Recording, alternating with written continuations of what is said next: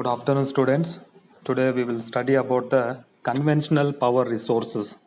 In the previous classes, you have learned about what is power resource and importance of power resources, types of power resources, that is conventional and non-conventional power resources.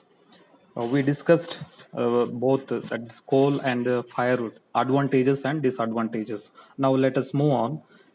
Hydel power. Electric power generated by the falling water is called hydel power, and it is firstly developed in Norway country. Norway produces 98% of its electricity from the renewable sources. Norway is a significant oil and gas exporter. Hydropower is the backbone of this country.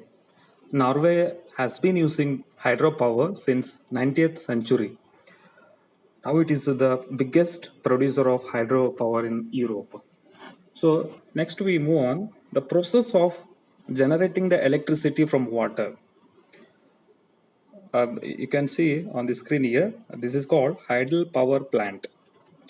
In this process, rainwater or running river water is stored in a dam. This stored water fall from great heights over the turbine blades placed at the bottom of the dam. So the moving turbine blades turn the generator to produce electricity. So this is the way to generate electricity from the water. So now advantages and disadvantages of idle power plant.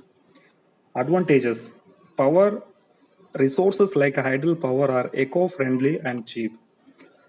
Discharge water from idle power promotes fishing and irrigation.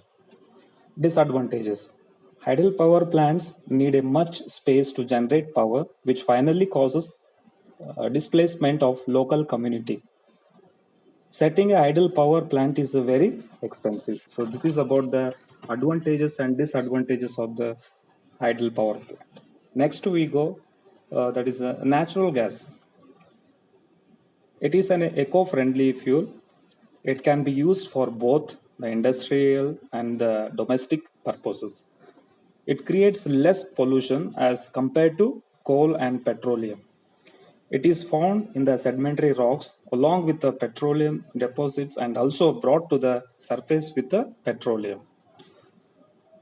The byproducts of natural gas are used in the industrial and agricultural sectors.